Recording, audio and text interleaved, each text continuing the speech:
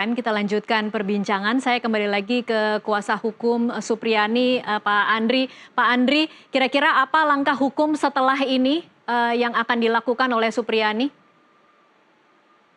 Iya, tentunya terhadap tuntutan jaksa tadi kami akan melakukan pembelaan ya, pledoi yang direncanakan hari Kamis ya.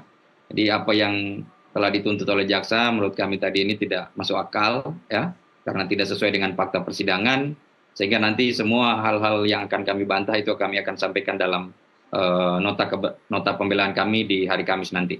Oke, kalau tanggapan Supriyani dan keluarga sendiri hari ini seperti apa tadi ketika mendengarkan tuntutan dari JPU? Iya, Ibu Supriyani kan memang tadi sempat tidak paham apa maksudnya ini kan. Tapi pada intinya bahwa Bu Supriyani tetap mengatakan bahwa dia berharap divonis bebas oleh majelis hakim, bukan seperti tuntutan jaksa tadi. Karena kalau tuntutan jaksa tadi kan tetap menyatakan bahwa Supriyani melakukan perbuatan tersebut. Sementara Supriyani kan dari awal ya, mulai dari penyidikan sampai dengan persidangan terakhir tetap menyatakan bahwa dia tidak pernah melakukan perbuatan tersebut. Baik, ada rencana mungkin Pak Andri akan rehabilitasi atau seperti apa setelah kalau kemudian ini memang akhirnya berujung bebas? Ya, tentunya bahwa kami berharap kalau ini putusan bebas, kami akan melakukan langkah-langkah, misalnya mengembalikan nama baik, kemudian rehabilitasi terhadap Ibu Supriyani, kemudian juga kami akan menuntut pihak-pihak yang telah melakukan kriminalisasi atau merekayasa perkara ini sehingga Ibu Supriyani sampai di persidangan. Jadi akan menuntut balik ya Pak Andri? Ya, Ya. ini jelas dan tegas sikap kami karena ini sebagai bentuk supaya pihak-pihak tersebut ada pertanggungjawabannya ya. Jangan karena ini kan kalau misalnya Ibu Supriyani bebas, terus yang lainnya bagaimana itu yang telah melakukan perbuatan itu? Sementara Ibu Supriyani kan telah menerima penderitaan ya, mulai dari bulan 4 itu tertekan, kemudian sempat ditahan. Bagaimana untuk mengembalikan itu? Pak Andri, fakta bahwa Kapolsek dan Kanit Reskrim sudah dicopot, itu belum cukup menurut Anda? Ya, itu kan pertanggungjawaban secara etik ya, pertanggungjawaban secara etik bahwa ada pelanggaran-pelanggaran itu tentunya harus pertanggungjawaban secara etik.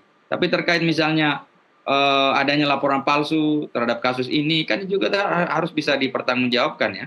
Penyalahgunaan wewenang, semuanya itu harus bisa dipertanggungjawabkan secara pidana tentunya juga.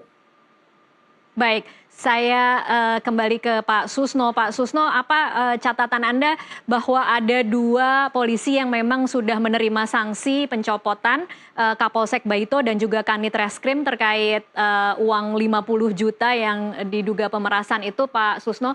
Apa kira-kira catatan untuk pihak kepolisian berkaca dari kasus Supriyani ini, Pak Susno? Ya, tindakannya bagus ya, cepat mengambil keputusan, tapi baru sampai cepat untuk pelanggaran etika ya, kode etik. Nah, ini saja mendukung untuk bahwa ada kesalahan dalam penyidikan dan sebagainya untuk mengatakan bahwa Supriyani memang tidak bersalah. Karena tidak bersalah lah dia harus dihukum bebas. Nah, saya sangat sependapat bahwa tidak cukup dengan sanksi etika dicopot dari jabatan, tapi pidana telah terjadi. Apakah dia sudah menerima suap? Kalau dia sudah menerima suap, itu tindak pidana korupsi. Karena terungkap di medsos, mintanya sekian puluh juta, baru dibayar 2 juta, dan itu sudah diterima. Nah, itu korupsi. Korupsi tidak cukup dengan dicopot dari jabatan, gitu kan. Nah, kemudian harus diproses pidana. Nah, itu untuk sampai ke sana kita berharap ini dan juga sangat baik untuk memberikan pelajaran kepada anggota Polri yang lain supaya tidak sembarangan melakukan perbuatan yang nyeleneh. Kemudian tentang rehabilitasi nama baik Ibu Supriyani, kalau memang nanti putusan bebasnya telah terjadi, dan bebas itu memang bebas, betul-betul bebas karena tidak melakukan perbuatan itu, maka negara yang bertanggung jawab untuk merehabilitasi nama baik Ibu Supriyani gitu. Baik, Pak Susno, kalau Anda kemudian membacanya setelah ini, apakah hakim dengan mendengarkan tuntutan dari JPU yang mengatakan tuntutannya adalah tuntutan bebas, tetapi tadi catatan kita cukup aneh karena tindakannya diakui tetapi tidak ada niat jahat. Apakah kemudian putusan hakim bisa berbeda dengan tuntutan jaksa, Pak Susno, menurut Anda? Ya, bisa beda 180 derajat. Hakim kan berdasarkan fakta hukum yang terungkap di persidangan itu menjadi dua alat bukti yang sah untuk hakim dengan mendapatkan keyakinan untuk menjatuhkan vonisnya. Nah, di sini fakta hukum yang terungkap dalam persidangan lebih dari dua alat bukti yang sah, yang saling bersesuaian, yang menunjukkan Ibu Supriani tidak melakukan perbuatan yang didakwakan. Nah, walaupun tuntutan jaksa terbukti melakukan, tapi tidak dipertanggungjawabkan secara hukum sehingga bebas hukumannya. Itu dirubah oleh hakim. Hakim berkewenangan. Hakim tidak perlu mendengarkan itu. Hakim silakan aja apa yang dia dapat di persidangan telah cukup alat bukti. Lebih dari dua alat bukti yang sah, yang saling bersesuaian, yang menunjukkan bahwa Ibu Supriani tidak melakukan perbuatan yang didakwakan, maka hakim menuntut bebas dengan alasan perbuatan yang didakwakan tidak terbukti. Baik, saya kembali ke Pak Andri. Pak Andri, bagaimana kemudian nasib dengan somasi dari Bupati Konawe Selatan? Bupati aneh itu. Iya. Jadi memang somasi ini menurut kami tidak perlu ditanggapi karena tidak berdasar ya. Bagaimana ada seorang misalnya pejabat pemerintahan mensomasi rakyatnya ya. Tapi masih berjalan berarti sampai sekarang Pak Andri? Tuntutan somasinya masih terus berjalan ya? Ya, katanya kan kami harus menanggapi 1 kali 24 jam. Kalau tidak akan ada laporan polisi. Nah, sampai sekarang juga kami menunggu, sepertinya tidak ada laporan polisi tersebut. Jadi kami menganggap bahwa itu tidak serius dan hanya gertakan saja ya. Karena dasarnya apa melakukan somasi? Ibu Supriani mencabut kesepakatan damai itu kan jelas dasarnya dia mengatakan bahwa dia kondisi tertekan. Misalnya dia diperhadapkan dalam satu ruangan, dihadiri oleh pejabat pemerintahan, kemudian ada pejabat kepolisian, dan dia diminta atau diarahkan untuk menandatangani kesepakatan perdamaian, itu kan suatu kondisi yang tidak pernah dialami oleh Ibu Supriani. Itu kan adalah kondisi yang tidak berimbang di situ, sehingga menimbulkan tekanan buat Ibu Supriani. Dan kedua, bahwa ternyata kesepakatan damai itu adalah sudah dirancang dari awal untuk bagaimana menjebak Ibu Supriani. Karena menurut penjelasan Kabak Hukum bahwa kesepakatan perdamaian itu katanya akan digunakan untuk menjadi bahan pertimbangan untuk meringankan hukuman Ibu Supriani. Kalau untuk pertimbangan meringankan hukuman Ibu Supriani, berarti kan Ibu Supriani sudah dipastikan akan dinyatakan bersalah. Iya. Kan seperti itu. Nah, sementara kami masih berjuang untuk melakukan pembuktian termasuk di persidangan bahwa Ibu Supriani tidak bersalah.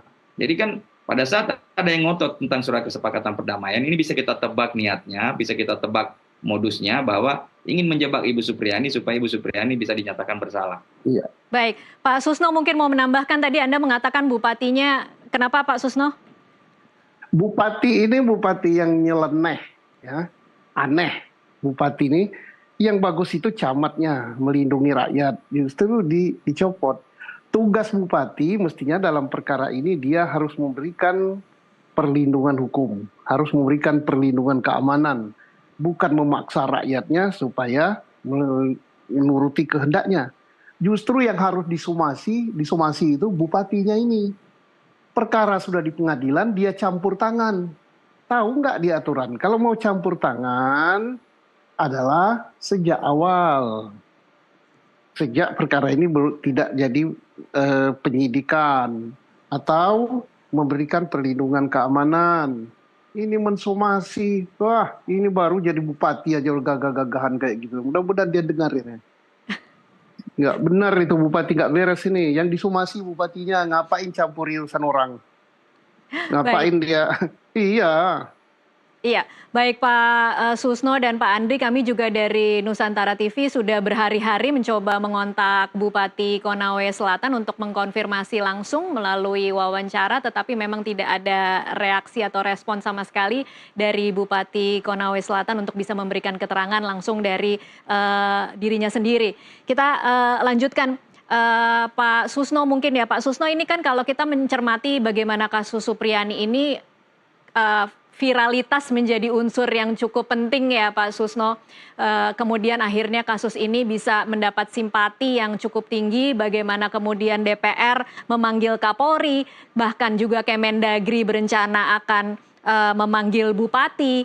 Nah, tanggapan Anda, apakah memang semua kasus yang kemudian melibatkan orang kecil dan tidak berdaya harus seperti ini dulu, kemudian baru kita bisa mendapatkan keadilan yang seadil-adilnya, Pak Susno? Pertama, saya berterima kasih pada Nusantara TV dan stasiun yang lain yang mengangkat ini ke permukaan. Kasus yang terangkat ke permukaan untuk guru hanya 1-2. Tapi di bawah itu mungkin ratusan, bahkan mungkin lebih dari itu.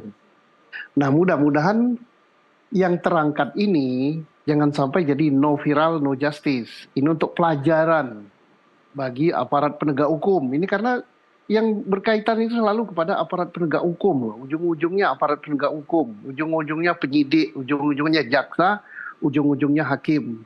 Ini belum diponis loh, hakim. Hati-hatilah dengan kasus ini.